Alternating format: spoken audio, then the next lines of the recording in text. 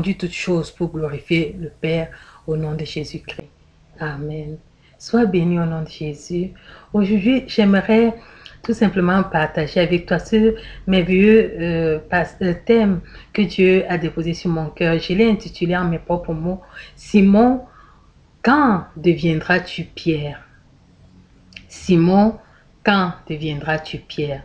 Simon était le premier disciple appelé par Jésus et certainement le plus âgé.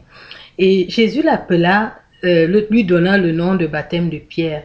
Simon était un être humain instable comme toi et moi dans ses résolutions, dans ses engagements avec le Seigneur, mais qui voulait servir Dieu selon sa propre conception, son propre caractère.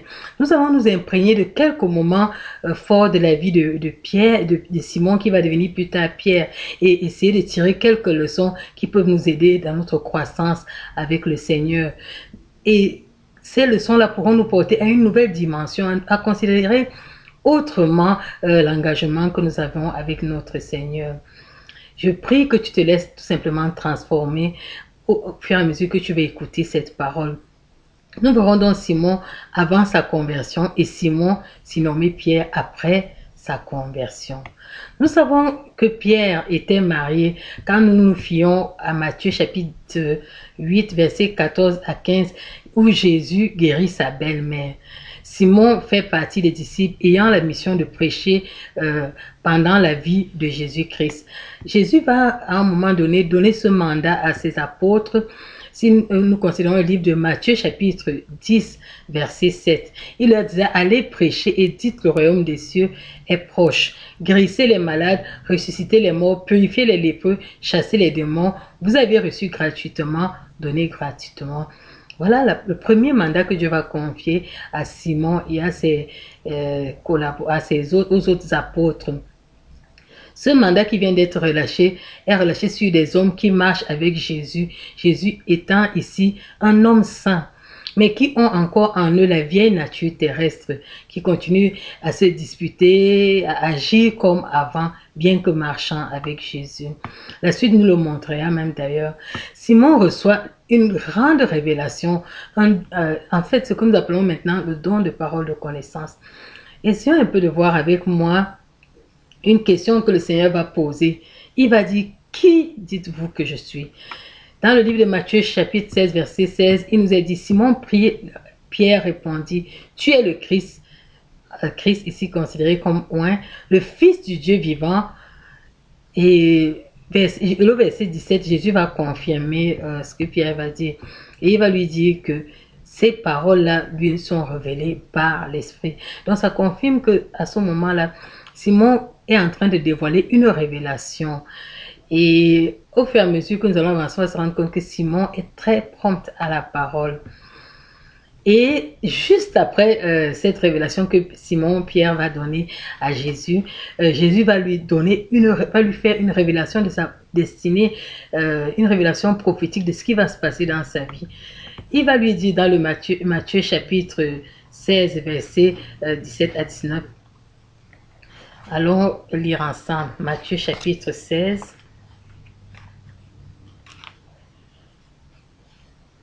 Versets 17 à 19. Il lui dit, Jésus reprenant la parole lui dit: tu es heureux Simon, fils de Jonas, car ce ne sont pas la chair et le sang qui t'ont révélé cela, mais c'est mon Père qui est dans les cieux. Et moi je te dis que tu es Pierre, et que sur cette pierre je bâtirai mon église, et que les portes du séjour des morts ne prévaudront point contre elle. Je te donnerai les clés du royaume des cieux. Ce que tu lieras sur la terre sera lié dans les cieux, et ce que tu délieras sur la terre sera délié dans les cieux. Alléluia. Voilà la révélation qui va suivre la parole de connaissance que Pierre va donner. Simon, fils de Jonas, devient Pierre sur laquelle l'Église, Christ dit qu'il va bâtir son Église. Simon reçoit aussi les clés du royaume des cieux. Le pouvoir lui est donné sur la terre et le sceau céleste sera apposé à tout ce qu'il va lier sur la terre.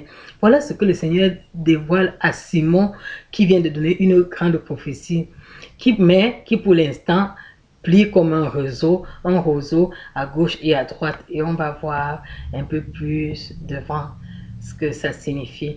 En fait, Pierre est à 100 000 lieues d'imaginer que plus tard, il devra passer par des grandes épreuves avant que cette prophétie que le Seigneur relâche sur lui s'accomplisse. Imaginez-vous à la place de Pierre, comment réagirez-vous? Sûrement vous aurez envie de savoir comment cela se passera et de quoi Jésus parle en fait dans toute cette description prophétique qu'il donne. Avant que toutes ces révélations divines imprègnent Pierre, un nouveau fait aura lieu. Et ce fait va encore bouleverser Pierre. Nous allons mettre cela dans le cadre des pensées de Pierre en devenir, des pensées de Simon en devenir Pierre. Jésus va se mettre à révéler, à dévoiler le plan divin de sa mission et il dira qu'il va mourir. Vous allez voir comment Pierre va réagir face à cette grande annonce. Jésus annonce donc sa souffrance et sa mort. Pierre vient de, revenons un peu en arrière, on se rend compte que Pierre venait de revêtir les galons spirituels. Il vient de donner une grande parole de connaissance. Son avenir vient d'être révélé au grand jour devant tous les disciples. Il vient d'expérimenter une chose nouvelle qu'il ne connaissait pas avant. Humainement, il est encore dans l'euphorie de ces grandes révélations à peine que le Seigneur vient de donner. Et le Seigneur commence déjà à annoncer qu'il va mourir. Alors que, bien rappelez-vous, Jésus est plus jeune que Pierre en âge, parce qu'on nous situe le ministère de Jésus entre 30 et 33 ans. Or, Pierre était déjà quelqu'un de mûr et il était marié. Ce qui va se passer est vraiment édifiant. Alors Pierre se prend en devoir de rectifier donc Jésus. Il pense que, oh, comme il est le grand frère, il peut décider de quoi Jésus doit dire, quoi Jésus ne doit pas dire. Il pense qu'il a le droit de venir rectifier son maître dans les petits égarements de sa jeunesse. Et il croit bien faire en devoir de protéger Jésus. Il prend donc Jésus à part et lui dit dans le livre de Matthieu 16, verset 22, il lui dit que non, ta mission là, ce que tu dis là, ça n'aura pas lieu. Allons lire ensemble Matthieu 16, 22. Matthieu 16, 22, il dit, Pierre, l'ayant pris à part, se mit à le reprendre et dit, à Dieu ne plaise, Seigneur, cela ne t'arrivera pas. Jésus vient de dire qu'il sera tué, mais Pierre lui dit que à Dieu ne plaise, cela ne lui arrivera pas. Et au verset 23, Jésus va lui répliquer d'un ton autoritaire aussi, il va lui dire, mais Jésus se retournant dit à Pierre, arrière de moi, Satan, tu mets en scandale, car tes pensées ne sont pas les pensées de Dieu, mais celles des hommes. Vous voyez, je ne sais pas si vous vous rendez compte. Pierre qui a donné les révélations, Pierre qui a dit des grandes choses, qui vient de donner une parole de connaissance, Pierre à qui on dit qu'on va confier les clés de l'église, Pierre à qui on dit que Dieu s'est révélé, c'est ce même Pierre à qui on dit tout de suite, arrière de moi Satan. Il lui précise que tes pensées ne sont pas les pensées de Dieu, mais celles des hommes. Mes frères, considère avec moi ce bref échange en gardant en mémoire ce qui s'est passé auparavant. Jésus pose une question, Pierre répond par une révélation. Jésus explique ce qui va lui arriver et quelques minutes après, Jésus explique ce qui va lui arriver, mais Pierre s'oppose au plan divin. Il s'agit de la mission de Jésus et Pierre n'a pas le calendrier. Seul Dieu a le connaît, le plan qu'il a confié à son fils. Et Pierre voit son maître qui prédit une mort certaine, alors qu'à peine il vient de se reconnaître comme l'homme à la révélation. Pierre ne connaît pas encore la signification de toutes ces choses que le Seigneur explique et donne. Il est saisi humainement selon son raisonnement et agit en conséquence. Ce qui est merveilleux, c'est que plus tard au verset 22 du même chapitre 17 de Matthieu, quand Jésus annoncera encore sa mort, Pierre ne réagira pas. Il sera plutôt triste comme les autres. Il a appris, après cette première leçon, après ce premier échange, tel nous devons apprendre aussi à acquérir la sagesse de nos échecs passés. Parfois, nous aussi, nous faisons la même chose. Nous opérons dans la dimension de la révélation. Le Seigneur nous utilise puissamment pour opérer de grandes choses. Le matin, même au lever, il nous révèle des choses fort intéressantes sur nos vies. Et la minute d'après, nous nous croyons en droit de diligenter le Seigneur en lui, ou de lui donner des ordres, comme s'il était à notre service. Nous n'oublions jamais qu'il est le maître, nous sommes ses disciples. Il est le sceptre et nous sommes les sarments. Il a le calendrier et nous ne faisons que suivre ce qu'il nous demande de faire. Juste ces pas, nous devons suivre. Nous sommes des pierres en devenir dans ce comportement. Notre vieille nature est encore ancrée en nous. Vous comprendrez d'ailleurs pourquoi je dis cela. Donc voilà Pierre qui vient de vivre un cuisant échec où il croyait prendre les rênes devant le Seigneur et où le Seigneur l'a repris en disant arrière de moi à cause de ses pensées. Quelque temps après, le Seigneur les prend et les amène à la montagne où ils vont vivre une autre chose. Ils vont vivre la transfiguration. La transfiguration qui est simplement un changement de figure d'apparence, une apparition de Christ dans sa gloire et dans sa divinité. Pierre va vivre ça avec Jacques et Jean. Et Pierre qui est prompt à la parole va encore parler. Nous allons voir les pensées de Pierre devant la transfiguration. Matthieu 17, verset 1 à 3. Prends la Bible, nous allons lire ensemble. Matthieu 17, verset 1 à 3, il dit: 6 jours après, Jésus prit avec lui Pierre, Jacques et Jean, son frère, et il les conduisit à l'écart sur une haute montagne. Il fut transfiguré devant eux, son visage resplendit comme le soleil, et ses vêtements devinrent blancs comme la lumière. Et voici Moïse et Élie leur apparurent, s'entretenant avec lui. Pierre, prenant la parole, dit à Jésus: Seigneur, il est bon que nous soyons ici. Si tu le veux, je dresserai ici 3 tentes, une pour toi, une pour Moïse et une pour Élie. Alléluia. Voilà notre Pierre qui est encore dans une de ces réactions. Il faut comprendre parce que vraiment après une chose pareille, tout homme serait bouleversé. Plus haut, nous aurions pu penser que Jésus était Dieu quand il le reprenait avec ses pensées, quand il donnait le plan de sa mort. Mais ici, nous comprenons que Pierre a de sérieux problèmes. Une apparition divine des personnes ayant existé, mortes. Moïse qui n'est pas là, Élie qui est mort. Et Pierre veut bloquer, veut que la tente soit construite immédiatement là pour que ces gens restent là sur le mont des Oliviers afin de demeurer avec eux. Il est même prêt à ce moment-là à bâtir une tente pour qu'ils y habitent tous. Mais la suite nous montre davantage que Pierre n'a pas encore saisi ce qui se passe. Viens avec moi, nous allons lire au verset 5 à 6. Il dit: comme il parlait encore, une nuée lumineuse les couvrit, et voici une voix fit entendre de la nuée ces paroles: celui-ci est mon fils bien-aimé, en qui j'ai mis toute mon affection, écoutez-le. Lorsqu'ils entendirent cette voix, les disciples tombèrent sur leur face et furent saisis d'une grande frayeur. Alléluia. Voilà Pierre qui venait de dire qu'il veut construire les tentes.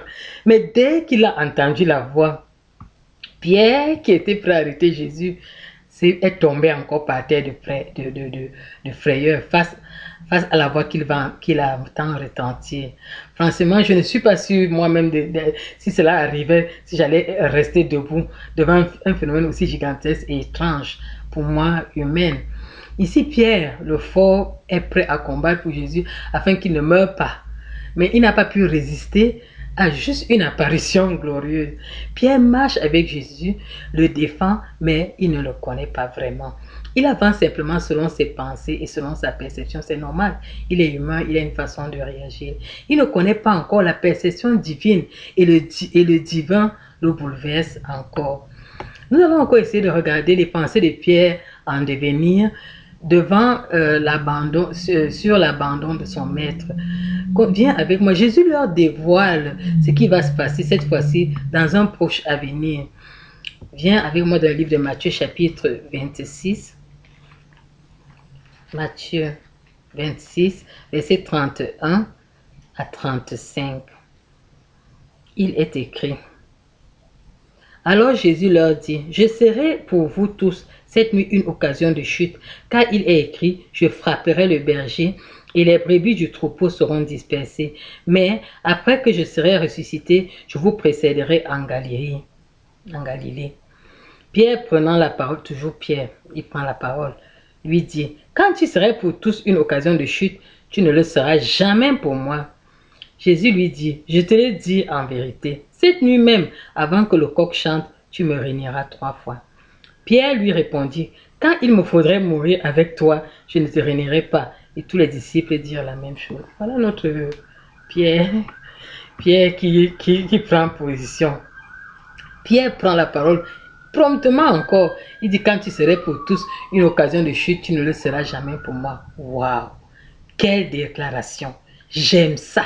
Humainement, l'ego serait flatté. J'avoue que si j'avais j'avais un serviteur comme ça, qui serait prêt à m'assister jusqu'à la fin, je serais vraiment fier de ce serviteur-là. Et même, je connais des grands hommes de Dieu, de grands politiciens qui aimeraient avoir ce genre de garde, ce genre de personnes qui peuvent goûter leur repas juste pour leur défendre. Mais ce n'est pas toujours évident. La réplique du Seigneur ici est cinglante, voire contrariante. Quand nous lisons le verset 34, Jésus lui dit, cette nuit même, avant que le coq chante, tu me régneras 3 fois. Oh, mon Dieu, après que tu aies manifesté un si grand zèle de montrer comment tu peux défendre ton maître, il te dit que tu vas me régner. Mais ici, Pierre ne saisit pas la portée de la pensée de Jésus. Il ne se rend pas compte que Jésus lui donne une révélation de son avenir proche. Il pense qu'il lui réagit. Il réagit selon la chair comme lui-même il est en train de réagir. Et au verset 35, Pierre réplique, quand il me faudrait mourir avec toi, je ne te régnerai pas. Je ne te régnerai pas. Pierre, quand comprendras-tu qu'il ne s'agit pas des choses humaines? Ton Seigneur a passé tout son temps à te dire ce qui se passe dans ton futur. Et même à cette heure cruciale, il te le dit. Toi, tu réagis toujours avec la chair. Combien de fois mentons-nous le Seigneur dans nos prières? Combien de fois nous nous engageons à faire des choses que nous sommes incapables de réaliser? Combien de fois sommes-nous bien disposés à construire des châteaux en Espagne dans nos ambitions fallacieuses? Combien de fois faisons-nous des sacrifices que le Seigneur ne nous a jamais demandés et les présentons à Dieu pour essayer de le séduire quand nos pensées sont exposées? Seigneur, ce gros temple, c'est pour ta gloire. Cette grosse voiture te représente. Ma grosse entreprise est le reflet de ta gloire. Mes vêtements Dolce & Gabbana sont la marque de ton altesse dans ma vie. Ma présentation est la dimension de ta grandeur. Tout ce que je fais montre que je sers le grand Dieu. As-tu jamais posé la question à Dieu de savoir si c'est ce qu'il désirait pour toi dans ta vie? Es-tu encore à ce niveau? Tu n'as pas encore compris comme Pierre. Tu n'as pas encore réellement compris. Ce n'est pas dans ces choses que la grandeur de Dieu se voit. Tu es Pierre en devenir. Toi, tu vois le hic et non, ici et maintenant. Dieu lui voit l'avenir et les abysses qui t'engloutiront sous peu. Oh, pauvre humain et servile, qui t'a enseigné à contester avec Dieu? As-tu pour souci le plan divin ou ton plan glorieux de toi divin? Le grand moi, serviteur du grand Dieu de l'univers, prends garde mon frère, prends garde ma soeur, prends garde serviteur de Dieu. Pierre n'avait pas idée de ce que le prochain chant du coq révélera. Sa vraie nature de peureux, son manque d'infidélité à la parole, son instabilité, son incapacité à faire confiance à Dieu, son incapacité à faire face à l'adversité, son incapacité à soutenir son maître, son incapacité à être fidèle, son incapacité à se tenir près de son maître. Le chant du coq qui va suivre après serait un son de cloche, un son de glas dans la vie de Pierre. Encore une fois, l'amour et la compassion du Seigneur se manifestera. Quand nous revenons dans le même passage, mais là dans la version de Luc, au chapitre 22, versets 31 à 32, Jésus répond à Pierre, Simon, Satan vous a réclamé pour vous cribler comme le froment, mais j'ai prié pour toi afin que tu ne défailles pas. Et toi, quand tu seras converti, affermis tes frères. Oh là là, c'est grave. Considère avec moi Pierre, disciple depuis 3 ans. Pierre qui a vécu la pêche miraculeuse, Pierre qui a marché sur les eaux, Pierre qui a prié pour les malades, Pierre qui a chassé les démons, Pierre le plus proche collaborateur de Jésus. Chaque fois que Jésus devait faire un aparté, il prenait Pierre, Jacques et Jean. Ces 3 collaborateurs. Pierre l'agile questionneur de Jésus, Pierre le prompt à la défense de Jésus, mais Pierre l'inconverti. Jésus lui dit, c'est quand tu seras converti. Tu peux faire tout cela et demeurer inconverti. Tu peux faire tout ce que je viens d'énumérer et demeurer inconverti. Seigneur, pitié. Toutes ces choses faites ne sont pas le témoignage de ta conversion. Viens avec moi un peu, si tu veux mieux comprendre ce texte. Ouvre ta Bible dans le livre de Galates, chapitre 5. On va voir ce que Galates nous dit. Un peu sur les fruits de l'Esprit de Dieu, les fruits de l'Esprit. Tu comprendras que le chemin, la compréhension des choses est inverse.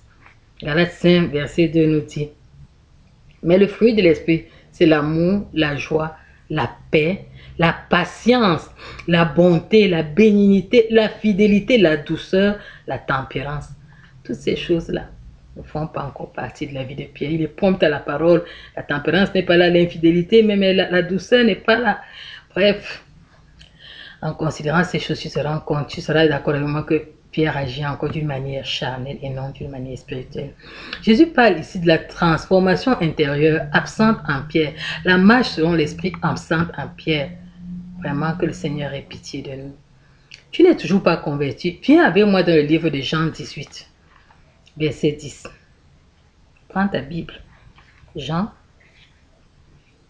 18, verset 10.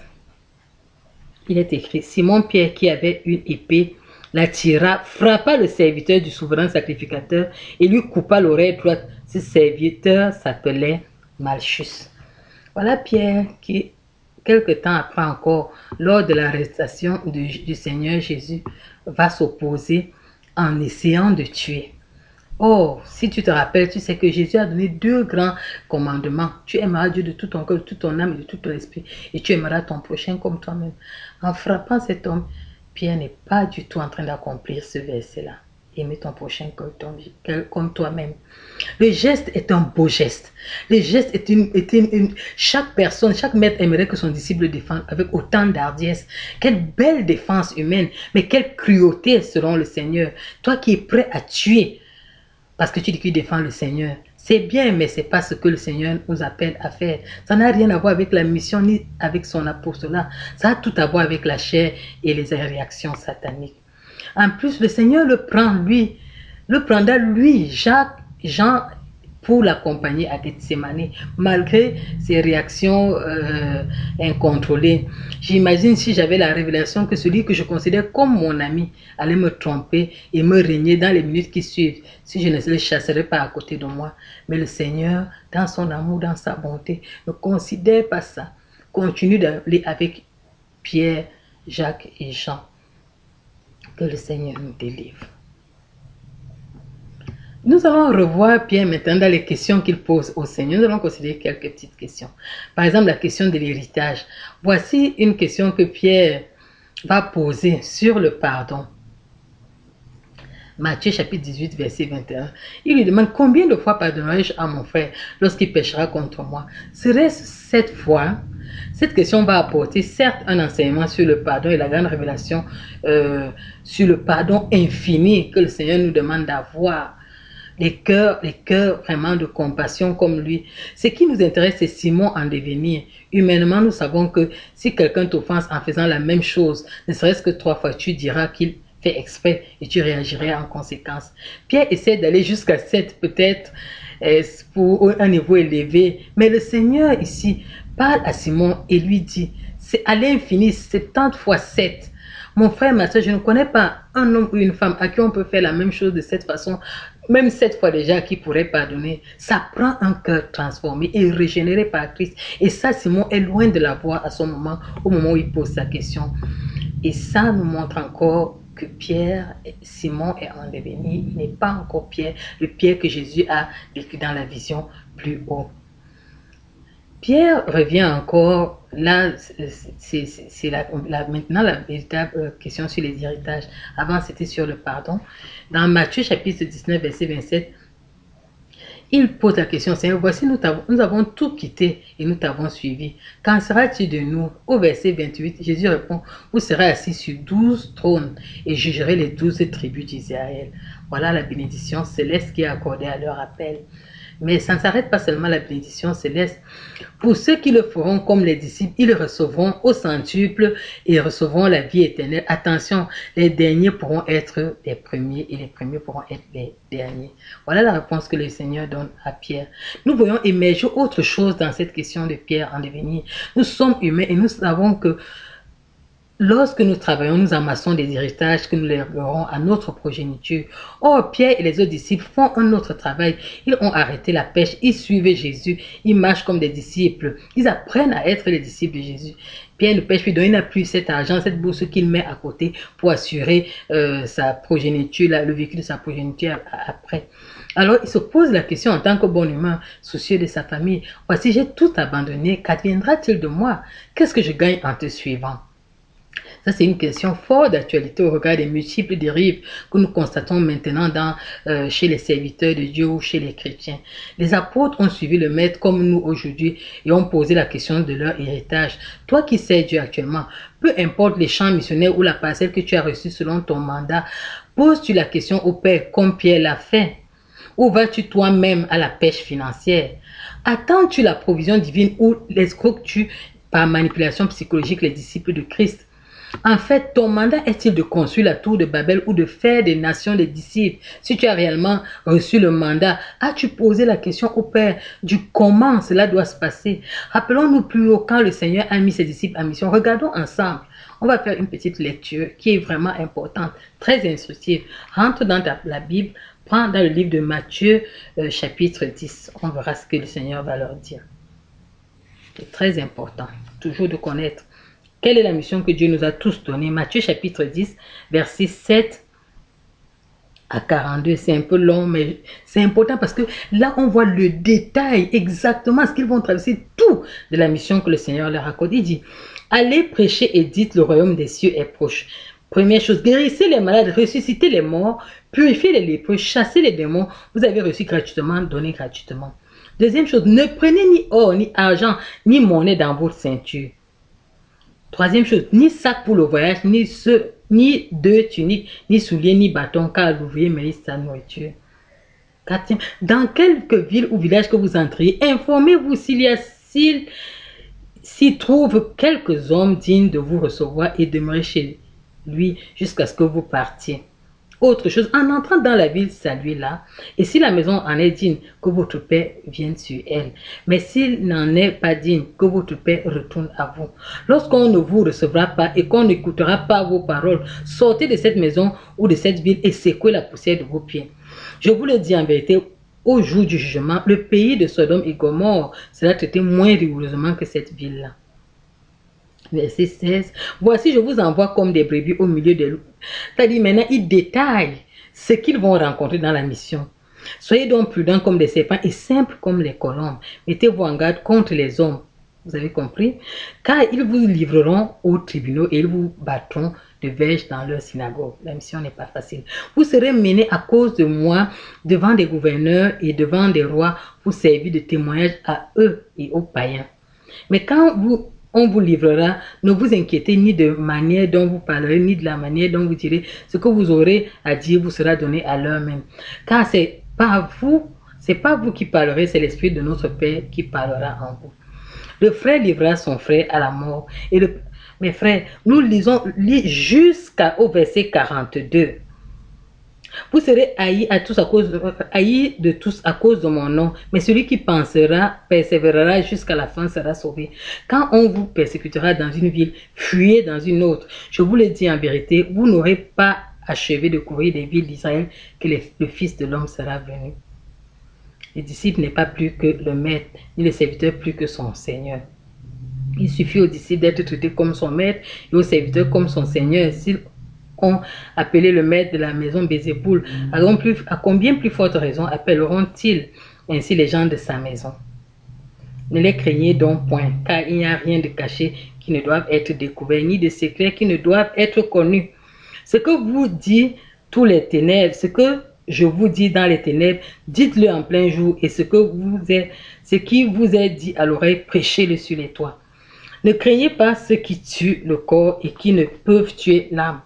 Craignez plutôt celui qui peut faire périr l'âme et le corps dans la géhenne. Ne vend-on pas 2 passereaux pour un sou? Cependant, il n'en tombe pas un à terre sans la volonté de votre Père. Et même les cheveux de votre tête sont tous comptés. Ne craignez donc point, vous valez plus que beaucoup de passereaux. C'est pourquoi quiconque me confessera devant les hommes, je le confesserai aussi devant mon Père qui est dans les cieux. Mais quiconque me régnera devant les hommes, je le régnerai aussi devant mon Père qui est dans les cieux. Ne croyez pas que je sois venu apporter la paix sur la terre. Je ne suis pas venu apporter la paix, mais l'épée. Car je suis venu mettre la division entre l'homme et son père, entre la fille et sa mère, entre la belle-fille et sa belle-mère.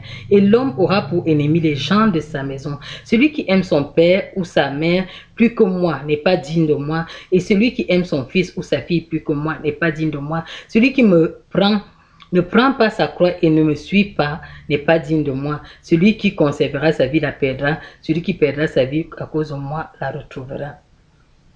Celui qui vous reçoit me reçoit, et celui qui me reçoit reçoit celui qui m'a envoyé.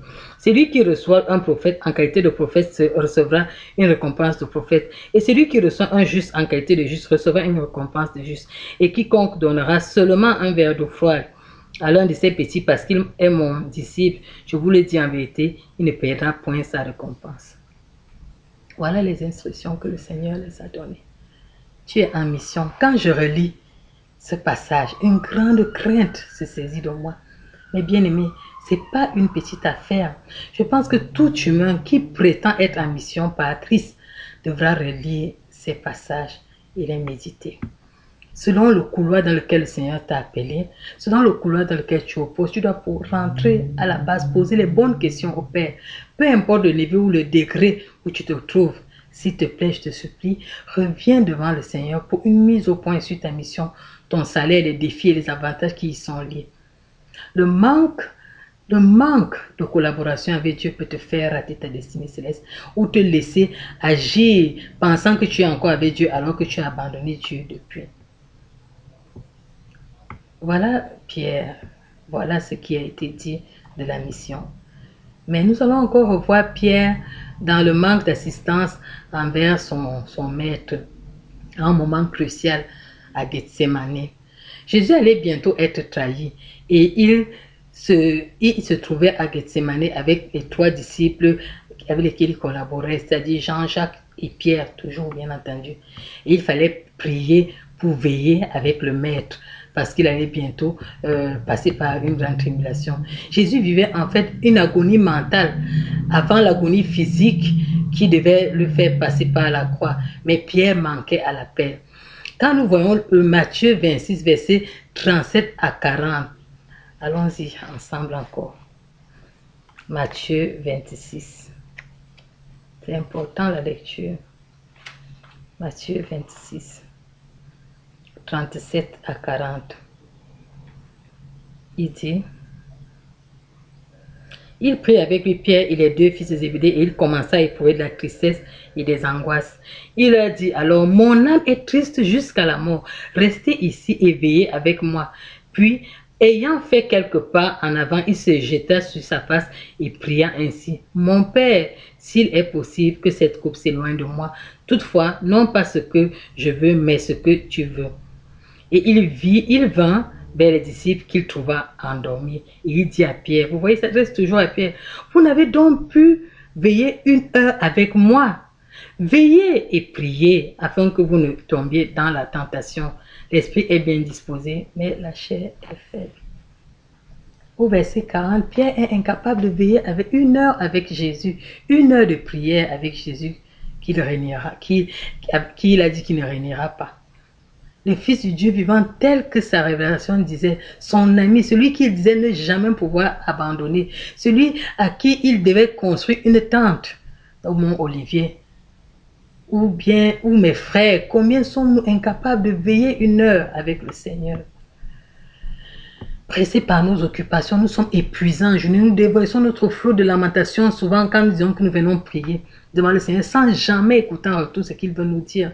Essayons-nous encore d'aller juste nous asseoir pas avec la Bible, mais juste avec un cahier pour écouter ce que Dieu va nous dire à propos de nous-mêmes.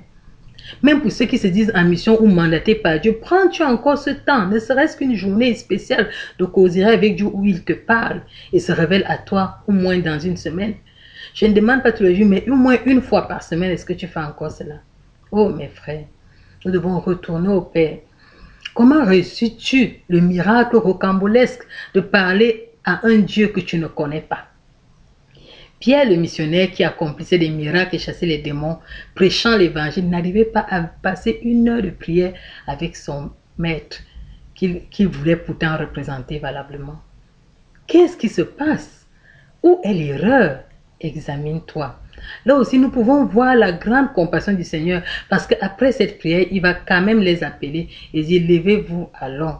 Je pense que charnellement, cela n'est pas possible car un humain ne peut pas voir les gens se comporter avec autant de négligence et être calme et toujours manifester l'amour. C'est la colère qu'ils auraient reçue. Ils les auraient même peut-être abandonnés.